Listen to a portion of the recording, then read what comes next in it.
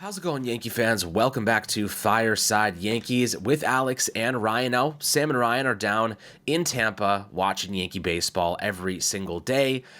Sam was at the Tigers game against the Yankees yesterday when they won 8-6 and took that video. I know it wasn't publicized, but he took a nice little video of Jason Dominguez that you can find on our social media channels of him belting a home run to right field. And Ryan went and met a whole bunch of prospects in interleague play. So, looking at a lot of different angles from this team right now. A lot of different players, perspectives, getting as much information as we possibly can for you guys, and we have a lot to share.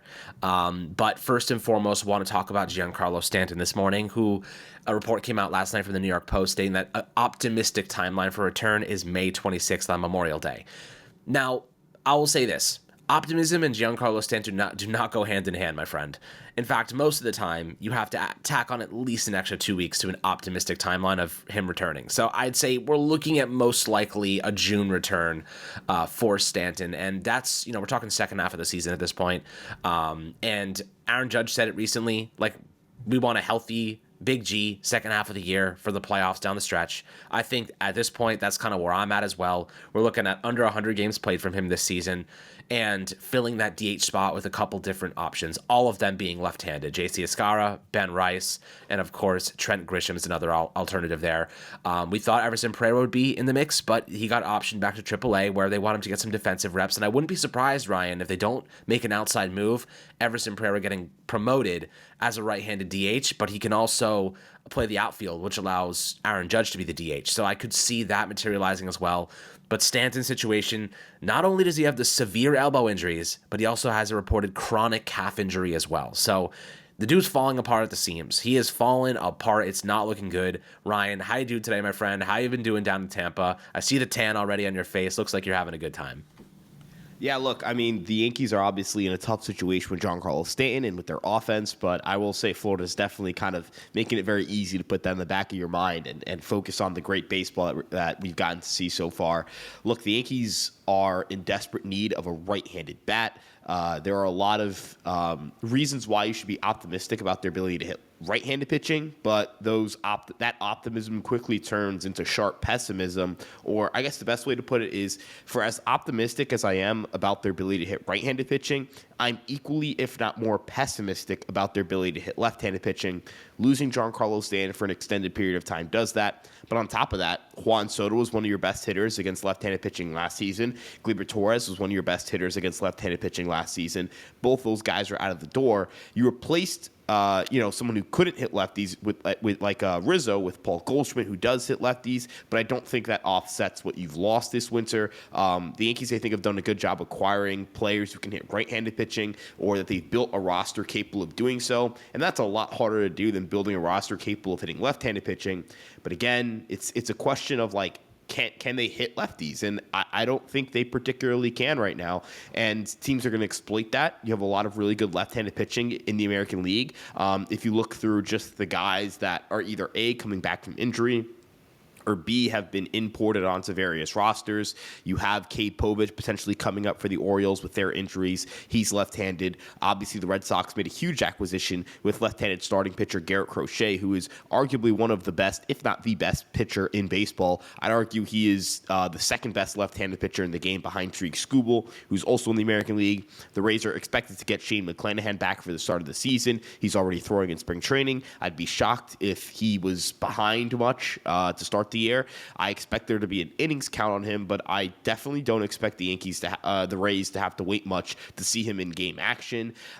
If you look at the Royals, Cole Reagans is one of the best pitchers in the sport, and he's a left-handed pitcher as well. Framber Valdez is still on the Houston Astros, and he is a left-handed pitcher. So Yusei Kikuchi as well stayed in the American League. He's someone who's had some success against the Yankees. He's with the Angels. So there's just a lot of good left-handed pitching. I'm sure I left off some guys. I'm sure I forgot to mention some relievers or whatever it may be. Josh Hader with the Astros as well. But that's going to present a very real issue for the Yankees, and opposing teams know they can beat them doing that. If you try to form a right-handed lineup for the Yankees against left-handed pitching, it is incredibly reliant on Paul Goldschmidt, incredibly reliant on Aaron Judge, incredibly reliant on Cody Bellinger to remain effective against lefties, which, I'm not saying he can't do it, but I think it's kind of unfair to make a left-handed hitter your third best bat against left-handed pitching. Volpe took a step back against lefties last year, although a larger sample size would indicate he's an above-average hitter against lefties.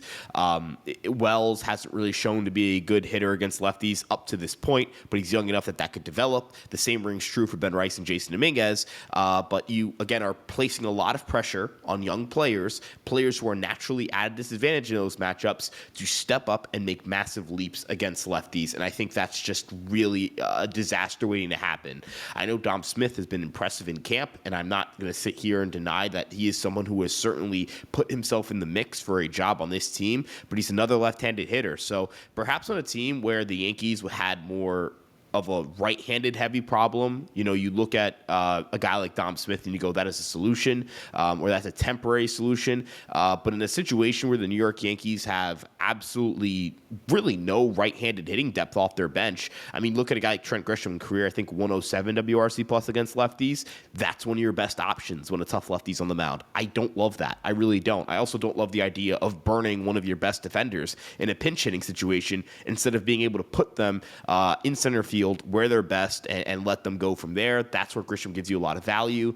I don't trust Escar against lefties. I do against righties. I don't trust Peraza, period. Like, there is no scenario where I look at Oswald Peraza and I think he's a very good hitter. And I know he's kind of become a punching bag to many people. Like, I know that people think I'm using him as a punching bag, but I just think he's a player who's being asked to do way more than he's capable of doing right now. And maybe I'm wrong, and maybe he's really good, and we can sit here and laugh about how stupid I sounded all winter, but he can't be your best right-handed hitter off the bench. He just can't.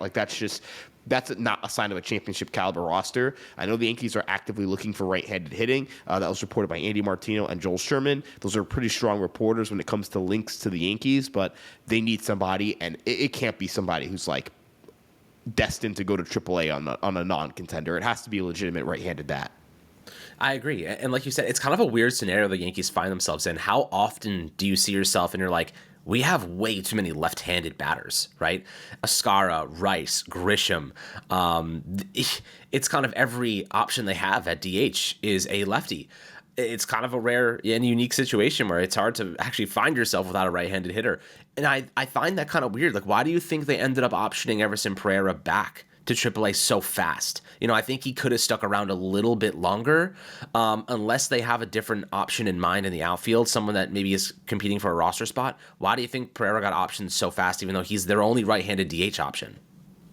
I think it's kind of baked into the fact that he's returning from Tommy John surgery. He's an incredibly raw player. I think he needs time in AAA to kind of get the ball rolling. It's funny, I tweeted out that his strikeout rate was kind of lower than previous years in spring, and then he proceeded to strike out every at bat since. Look, I actually like what I'm seeing, considering that he's hitting the ball harder. He's hitting the ball hard still, and this is a guy who is legitimately he is coming back from Tommy John surgery. That is really, really tough to do. Your power typically takes a huge hit after TJS, but again, kind of to the same note of Oswald Peraza, doesn't it feel completely unfair to the player, but more importantly, not good for the team that he's your best option against left-handed pitching? That's not good. So, you need somebody who's better than that. You need someone who's more experienced and developed than that. Pereira should be a depth option for a competitive organization. He should not be a guy who you actively need to have success in order to have success in the 2025 season, because then you're just asking too much. And it's not like the offensive side of the ball is where the Yankees have been killed with injuries. It's been the pitching side of the ball. Losing Garrett Cole, losing someone like Luisio for 3 months. Giancarlo Stanton's important to this team, but he did put up 0.6 WAR last season. He was not uber impactful until the postseason, which I recognize is really important. I don't want to downplay the impact of Giancarlo Stanton. I'm just downplaying the impact of Giancarlo Stanton in a regular season environment. If you can't replace 0.6 WAR on your roster, you've got problems, man. Do you know how many players have put up 0.6 WAR from the right-handed side, or hitters who have put up a WRC plus around 105 to 110? Stanton was 116 last year. You could have a more flexible, more dynamic base runner. Really, the bar is pretty low for the base running part of it, who can actually play some defense and fill in at DH. That shouldn't be that hard to acquire. And I think that the Yankees have really dropped the ball thus far this winter in that regard. I think they've strolled into spring training with an incomplete roster, and now injuries have made that roster even more incomplete, even more in disarray.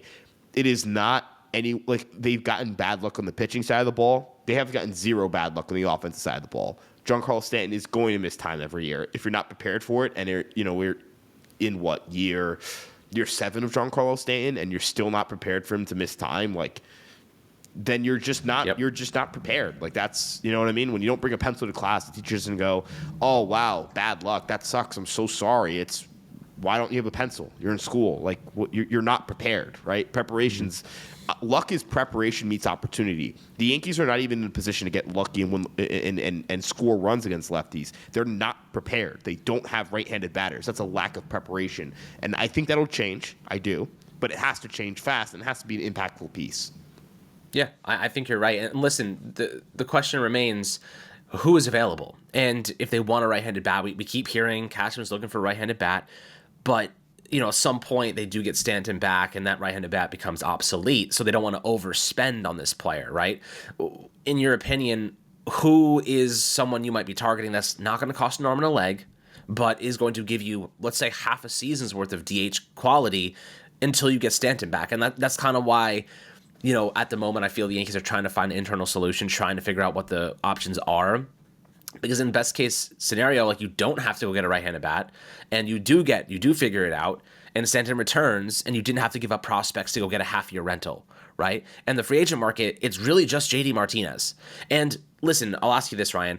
Would you rather just sign JD for money or give up prospects to go get a half-year rental until Stanton returns? I think it's an interesting question. That is the Yankees are in such a tough spot with JD Martinez, because if the timeline even is like the All-Star break, you've got 100 games, let's say, with JD Martinez, and then you've got to kind of figure out and piece together the rest of the season with a potentially declining, aging, old JD Martinez that can't play the outfield. Giancarlo Stanton also similarly cannot play the outfield.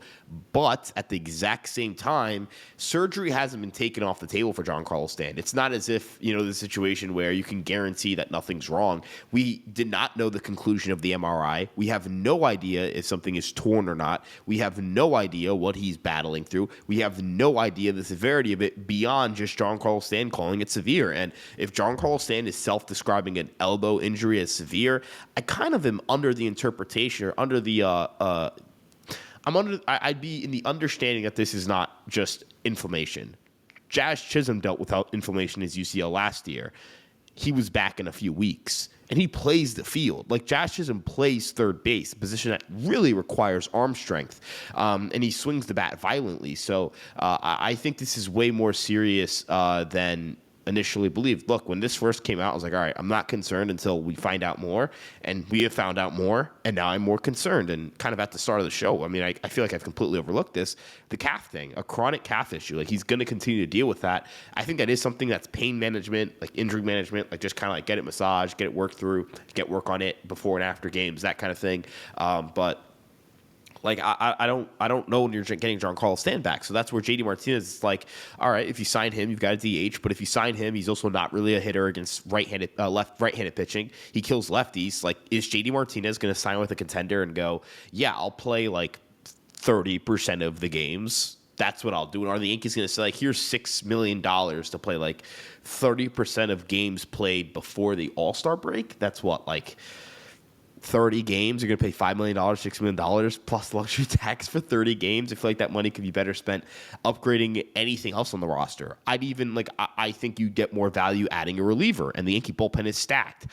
You'd probably get more value adding like a bench player that plays the outfield or plays third base or, is a starter even. Like, there are so many better ways to spend $6 million plus a 110% tax than on 30 major league games.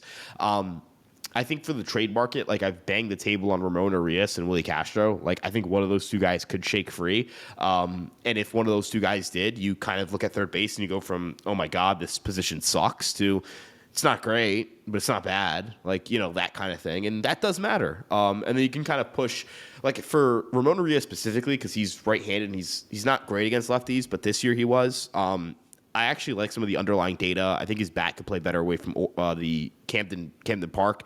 I think that what you could see with a guy like Arias is that he DHs And then you have Cabrera play third against righties, and then against lefties, you can slide him to third, and then kind of DH someone else, or maybe you DH Judge on those days, and you give Grisham a day in center field because Grisham can play the outfield, and so you're shuffling around your defense. You're kind of taking a step back defensively at third base, but you're improving your defense in the outfield. Maybe move Dominguez DH. I don't really know for those days. Aaron Boone, this is also like a really good test for Aaron Boone because he's going to have to manipulate and kind of maneuver his personnel really well. So I'm actually really excited to kind of see how Aaron Boone handles the situation. Alex, I think it's fair to say that this is a pretty big test for the newly extended Yankee manager. Absolutely. I mean, we've seen him make questionable decisions in the past of the pitching. But like you said, you have to go into every season assuming, and Castro said it like 2 years ago, that Stanton is going to miss time. Like, it is just part of his game now. And unfortunately, this might be like the start of the end for him because 2 chronic elbows and a chronic calf. Usually it's like, all right, he starts the season and then some things pop up and he spends a couple months out and then he comes back and like, all's good in the world. But now he's starting the season with chronic injuries that are not going away. And he's receiving PRP injections all the time to try and just mitigate the swelling and mitigate the pain. That is really bad. And he is under contract till 2028. So the Yankees find themselves in a bit of a tough situation because they have a bodybuilder whose muscles are being stretched to the point of, it's just not going to be sustainable over time, and we're seeing that start to come to fruition now. So, and that's why, Ryan, last year we were like, make the move to win a championship. Go into the deadline and do what you have to do to get the missing piece to win a World Series, because the decline for several of these players was coming. We said it last year. Garrett Cole, obviously Judge is still great, but we Stanton, like, these guys are now heading towards the decline of their career, and the Yankees kind of maybe have missed that window. So that concerns me. However, every year they add some more pieces. Bellinger's looked phenomenal this spring. Goldschmidt's looked really solid. Defensively, he's a big upgrade. Offensively, he's been looking good. I mean, I know he's been a little bit late on some fastballs, but he's just ramping up. So, I do think that he's going to be much better than anything we've had at first base over the last 2 years. Jason Dominguez is going to be better than Alex Verdugo, hopefully. We do believe he's starting to heat up a little bit. Yesterday looked excellent, had a 2-run blast and a walk. Austin Wells has looked fantastic. There's players that are going to elevate this roster.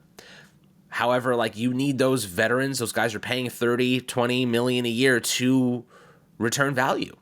And the Yankees are not getting a lot of value from some of those players right now. So, whether it's Rodon, whether it's Cole, whether it's Stanton, even guys not even on the roster, Hicks, Rizzo still has a $6 million buyout option that goes against the luxury tax. So, there's a lot of money being wasted here. And, I'll say this, Ryan, I want to ask you this question because I think it's interesting comparing how the Mets have gone about building their rotation. I know their rotation is not the best and they have injuries of their own. But do you think it's smarter to be a little bit more conservative with how you spend in the rotation, or do you think it's okay the Yankees have spent big money knowing that pitchers are by far the most injured players in the game, and even if not for injury, you may just see decline, right? Rodon's a good example of that. He was injured and he just wasn't that good last year, right? Do you think that dropping big money contracts on pitching is the way forward for this team? Or do you think that maybe they should scale it back a bit and start to try to get more value from players that maybe are being overlooked? Kind of like what the Mets are doing with Clay Holmes right now. I think there is a really good conversation to be had about the fact that the Yankees are really good at pitching development, and yet it kind of feels like they don't get super creative with the rotation. And I'm going to reference the rotation specifically because when the Yankees have gotten creative with their rotation, good things have happened. When they were like, all right, Clark Schmidt, we're going to ride with this experiment, see where this goes. Thumbs up. It's worked. I'm only going to give it 1 thumbs up. I want to give it a little more time to give it 2. Luis Heel, 2 thumbs up. That was super creative what they did last year. They said his stuff is really good. I know he hasn't pitched a ton in previous years, but his stuff rocks. And, given kind of how good his stuff is and how good his fastball is and how much the changeup's come along, he can definitely do it as a starter. And that was a gutsy call.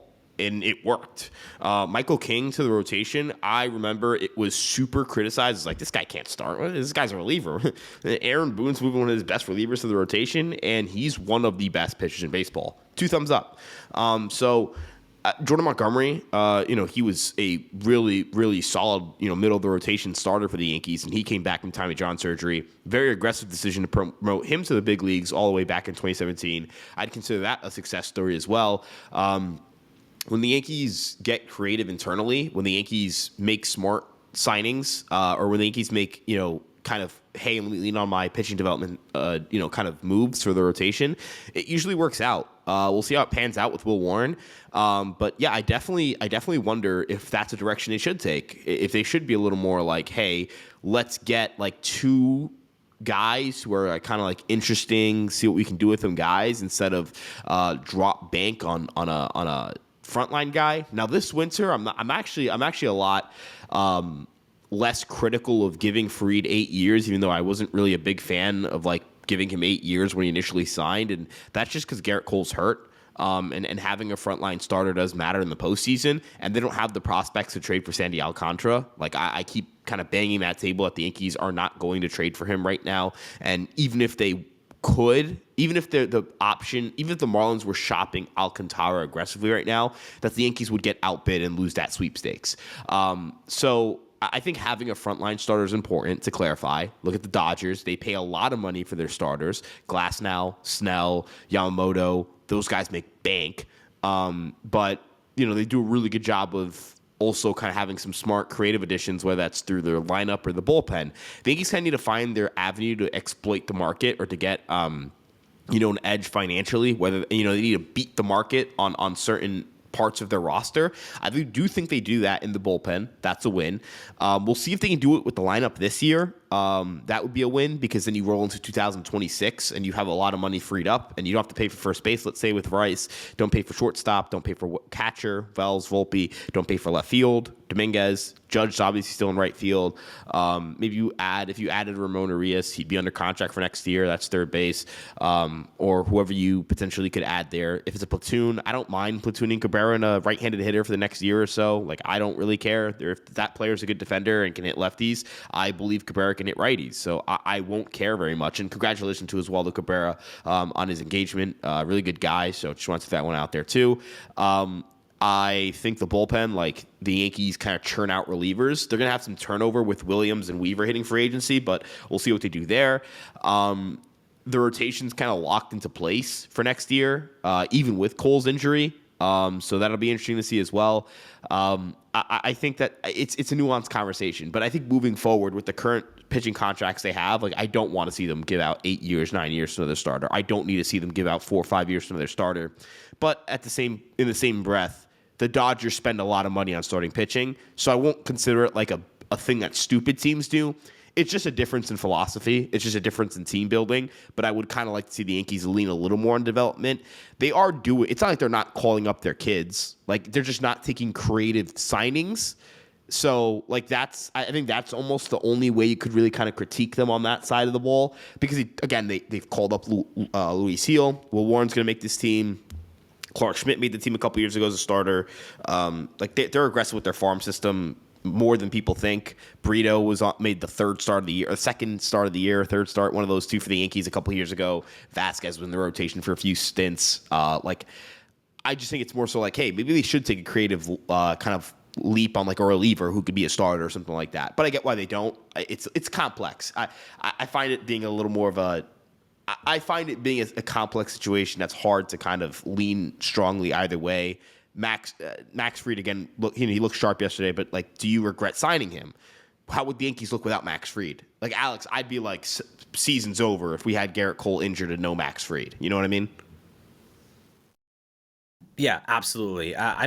Getting Fried was imperative to protecting themselves from Cole's elbow, because that was a concern last year, and obviously this year they were definitely thinking about it, and with how they even negotiated that contract and extending him. So, not giving him that 10th year, I think they kind of were like, yeah, we want to protect ourselves here, but we're willing to go to 4 years, but not 5. So obviously right now the Yankees are dealing with some pitching problems, but they're still going to be a very good baseball team. It's just a matter of they can't really sustain any more rotation injuries. And I think that's kind of where we start to kind of hold our breath and say, all right, like, they had depth. Now those depth pieces are playing every day. So, have to be careful on that front. But, so far offenses look solid. Like I'm really happy with what we've seen from Goldschmidt, happy with what we've seen from Bellinger. Jason's starting to heat up.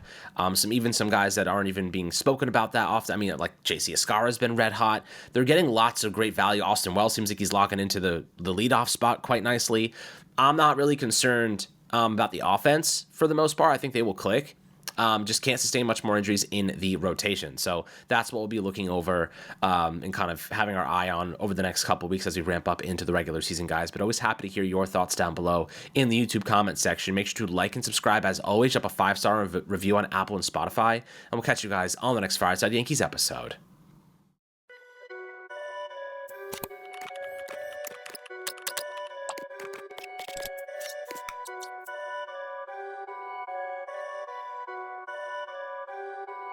Perfect.